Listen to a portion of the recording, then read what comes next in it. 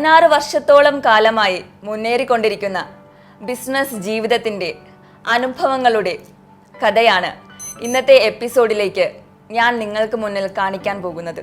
സോമോർ technical സർവീസസിൻ്റെ CEO mister Sanju മുകുന്ദനാണ് ഇന്നത്തെ നമ്മുടെ വിശിഷ്ട അതിഥി. നമസ്കാരം സർ. നമസ്കാരം.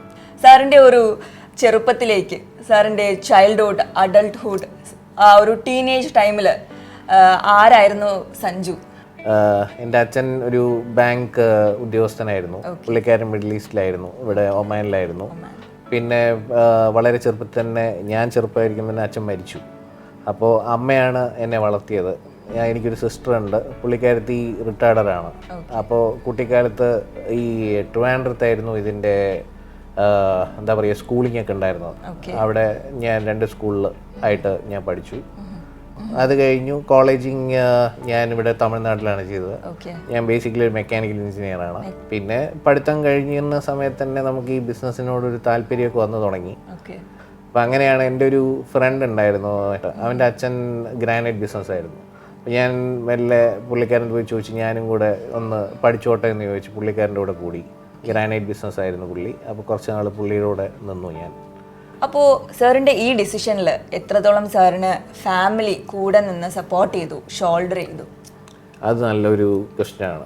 അമ്മ എന്നെ ചെറുപ്പം തൊട്ട് ഭയങ്കര സപ്പോർട്ടായിരുന്നു എല്ലാ കാര്യത്തിലും. പുള്ളിക്കാരത്തി വഴക്ക് പറയും, ശകാരിക്കും. പുള്ളിക്കാരത്തിക്ക് ഞാൻ ഒരു ജോലിക്കാരനാവണം തന്നെ ആയിരുന്നു. എപ്പോഴും പറയും, നീ ബാങ്കിൽ ഉദ്യോഗസ്ഥനാവ്, അപ്പോൾ ശല്യമില്ലല്ലോ, നീ കറക്റ്റ് ശമ്പളം വാങ്ങിക്കും, വരും, വേറെ ടെൻഷനില്ല എന്നുള്ളതായിരുന്നു. പക്ഷേ എൻ്റെ ഒരു ഈ ഇൻട്രസ്റ്റ് ഒക്കെ മനസ്സിലാക്കിയപ്പോൾ പുള്ളിക്കാരത്തി പറഞ്ഞു, ഓക്കെ നിനക്കിപ്പോൾ ഫിനാൻഷ്യലി സപ്പോർട്ട് വേണമെന്നുണ്ടെങ്കിൽ ഞാൻ ലോൺ എടുത്ത് തരാം. ഞാൻ പറഞ്ഞു വേണ്ട, അത് നമുക്ക് നോക്കാം എന്ന് പറഞ്ഞു തന്നു. പുള്ളിക്കാരത്തി ഭയങ്കര ഫിനാൻഷ്യലി എന്താ പറയുക ഇൻഡിപെൻഡൻ്റ് ആയിരുന്നു.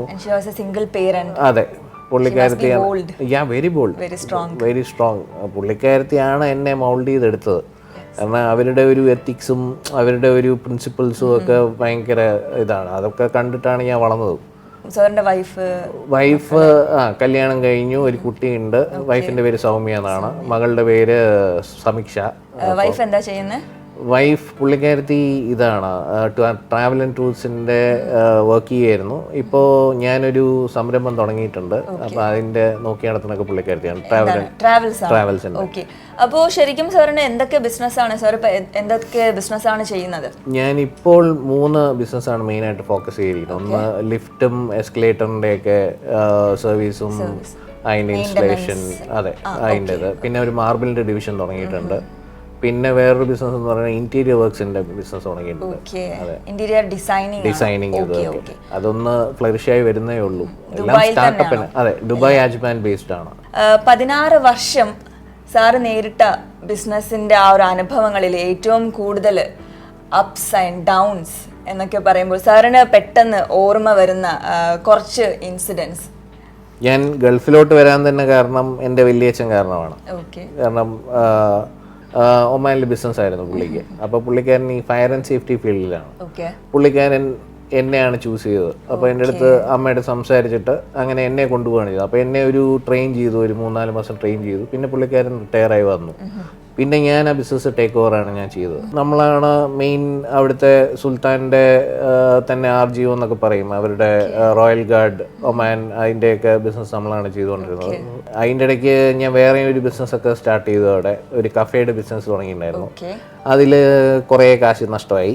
നമുക്കറിയാത്ത പണി നമ്മൾ ചെയ്യുന്നതിന് മുമ്പ് 100 പ്രാവശ്യം ആലോചിച്ചിട്ട് അതിനെപ്പറ്റി സ്റ്റഡി ചെയ്തിട്ടേ പോകാൻ പാടുള്ളൂ. പിന്നെ എസ്പെഷ്യലി ഗൾഫ് നാടുകളിൽ നമ്മൾ ഇതിൻ്റെ ലീഗൽ പേപ്പേഴ്സും ഇതുമെല്ലാം എപ്പോഴും ശ്രദ്ധിക്കണം.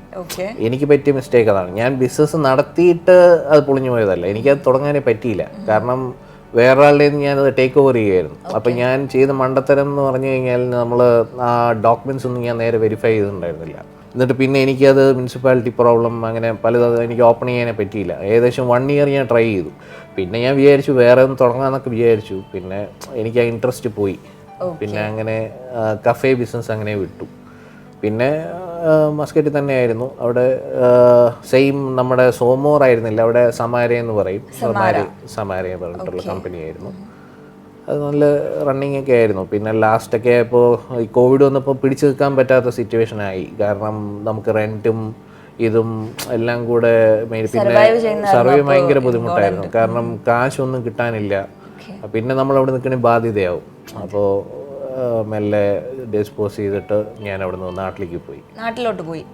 പിന്നെ UAE മാർക്കറ്റ് ഓപ്പൺ ആണ്. പിന്നെ ഈ ബാക്കിയുള്ള അതെ വളരെ ഓപ്പർച്യൂണിറ്റീസ് ഭയങ്കര കൂടുതലാണ് ഇവിടെ. പിന്നെ നമുക്ക് ഈസിയാണ് എല്ലാം. എന്താ പറയുക, ഒരു ഷോപ്പ് പോലെ നമ്മൾ അകത്തോട്ട് കയറുന്നു, എല്ലാ പേപ്പേഴ്സും നമുക്ക് എപ്പോഴും ദുബായ് ഒരു നല്ലൊരു അതെ. ഞാൻ ഫയർ ആൻഡ് സേഫ്റ്റി ബിസിനസ് തുടങ്ങാനായിരുന്നു എൻ്റെ പ്ലാൻ. പക്ഷേ അതിന് ഇവിടെ പല എന്താ പറയുക, ഈ സിവിൽ ഡിഫൻസിന്റെ ലൈസൻസും കാര്യങ്ങളും ഒക്കെ കുറച്ച് കോംപ്ലിക്കേറ്റഡ്. സാറിന്റെ എങ്ങനെയാ, ഒരു ഹാർഡ് വർക്ക് ആയിരുന്നോ അതോ you are doing A smart work? Or smart worker തന്നെയാണ് ഞാൻ, അല്ലാതെ ഹാർഡ് വർക്കർ അല്ല. അതെ. നമുക്ക് വേഗം ഞാൻ ഡിസിഷൻസ് എല്ലാം പെട്ടെന്ന് എടുക്കും. കാരണം ഒരു കാര്യം കണ്ടു കഴിഞ്ഞാൽ എനിക്ക് പെട്ടെന്ന് ശരിയും തോന്നി ഞാൻ ചെയ്യും, ഇല്ലെങ്കിൽ ഞാൻ അങ്ങനെ വിടും. നല്ല പാഠം കിട്ടിയാലും അത് അക്സെപ്റ്റ് ചെയ്യും, ഇല്ലെങ്കിൽ ഇല്ല. ഫെയിലിയർ ആണെങ്കിലും അത് അക്സെപ്റ്റ് ചെയ്യും. എന്താണ് സാറിന്റെ ഒരു future venture plans, or what is your future visions? Future vision എന്ന് പറയുമ്പോൾ ഞാൻ പറഞ്ഞില്ലേ, ഈ 10 ആക്ടിവിറ്റീസും എങ്ങനെയെങ്കിലും ഒരു 2 ഇയേഴ്സിനുള്ള എല്ലാ ആക്ടിവിറ്റിയും ഫുൾ ഓൺ ആക്കണം. പിന്നെ സ്റ്റാർട്ടപ്പ് ആക്കണം. പിന്നെ എൻ്റെ ഒരു പ്ലാൻ എന്ന് പറഞ്ഞാൽ ഒരു 5 ഇയേഴ്സിനുള്ളിൽ മിഡിൽ ഈസ്റ്റിൽ മാക്സിമം നമുക്ക് കവർ ചെയ്യണ മാതിരി ഖത്താർ, ഇവിടെ ഒമാൻ, അവിടേക്ക് ഒന്ന് കവർ ചെയ്യണ മാതിരി ബഹ്റൈൻ. സോ സാറിൻ്റെ എംപ്ലോയീസിനെ കുറിച്ച് ചോദിക്കുമ്പോൾ, സാറിന് ഇപ്പോൾ ഒരുപാട് ബിസിനസ് ഉണ്ട്. സോ എങ്ങനെയാണ്, എത്ര എംപ്ലോയീസ് ഉണ്ട്, അവരെ എത്രമാത്രം സാറിൻ്റെ ബിസിനസ്സിന് സാറിനെ ഹെൽപ്പ് ചെയ്യുന്നു, സാറിൻ്റെ കൂടെ നിൽക്കുന്നു, ആൻഡ് അവരെ കുറിച്ച് എന്താണ് സാറിന് പറയാനുള്ളത്? എംപ്ലോയീസ് വളരെ എന്താ പറയുക, നേരത്തെ ചിലവരൊക്കെ എൻ്റെ കൂടെ ഒമാനിൽ ഉണ്ടായിരുന്നവർ തന്നെയാണ്. ഞാൻ തിരിച്ചും അവരെ ഇങ്ങോട്ട് എടുത്തു.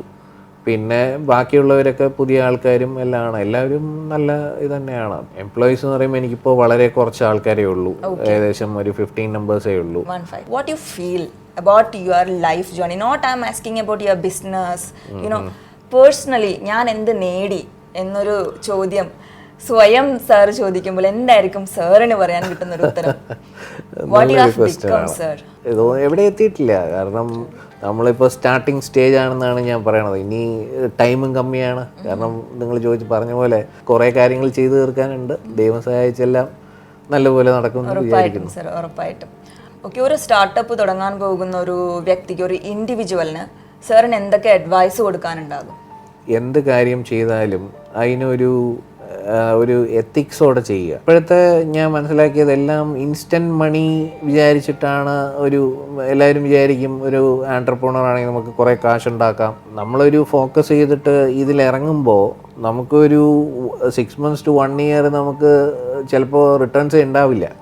അപ്പോൾ നമ്മൾ അതിൻ്റെ ഒരു ബാക്കപ്പും ഫിനാൻസും എല്ലാം കണ്ടിട്ടും, അല്ലെങ്കിൽ ലോൺസും ഇതൊക്കെ ചെയ്തിട്ട് വേണം ഇറങ്ങാൻ. ഫിനാൻഷ്യലി ഒരു പ്രശ്നം ഉണ്ടാവും, ലോൺസ് ഉണ്ടാവില്ല, അല്ലെങ്കിൽ ആരും സപ്പോർട്ട് ചെയ്യാൻ ഉണ്ടാവില്ല. അപ്പോൾ ഇവർ വന്ന് അത് ഇംപ്ലിമെൻ്റ് ചെയ്ത് സ്റ്റാർട്ട് ചെയ്ത് കഴിഞ്ഞ് ഒരു 1 month 2 months കഴിയുമ്പോൾ ഇവർക്ക് പ്രോബ്ലംസ് തുടങ്ങും. കാരണം ഈ കാശ് വിചാരിച്ച പോലെ ബിസിനസ് കിട്ടിയിട്ടുണ്ടാവില്ല, അല്ലെങ്കിൽ അവർക്ക് ബിസിനസ് കിട്ടിയിട്ടുണ്ടെങ്കിൽ ആ payment കിട്ടിയിട്ടുണ്ടാവില്ല.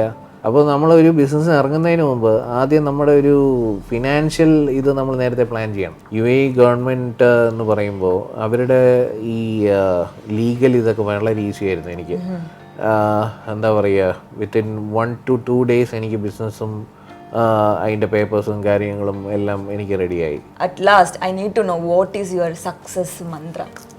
Of course, I know you are an ordinary person and you are leading a simple life, but everyone should have.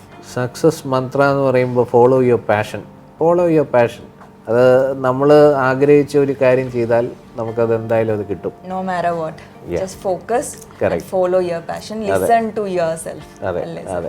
ഉറപ്പായും സാറിൻ്റെ ഒരു ബിസി ലൈഫിൽ ഞങ്ങൾക്ക് വേണ്ടി ഇത്രയും സമയം മാറ്റിവെച്ച് ഇത്രയും പേഷ്യൻസോടെ ഞങ്ങളെ കേട്ടിരുന്നു. സാറിൻ്റെ ജീവിതാനുഭവങ്ങൾ പങ്കുവച്ചതിനും സാറിനോട് നന്ദി പറയുന്നു. സാറിൻ്റെ എല്ലാ ഫ്യൂച്ചർ എൻഡോവേഴ്സും വെഞ്ചേഴ്സും വളരെ സക്സസ് ആവട്ടെ എന്ന് ഞങ്ങൾ വിഷ് ചെയ്യുന്നു. നന്ദി, നമസ്കാരം. Thank you.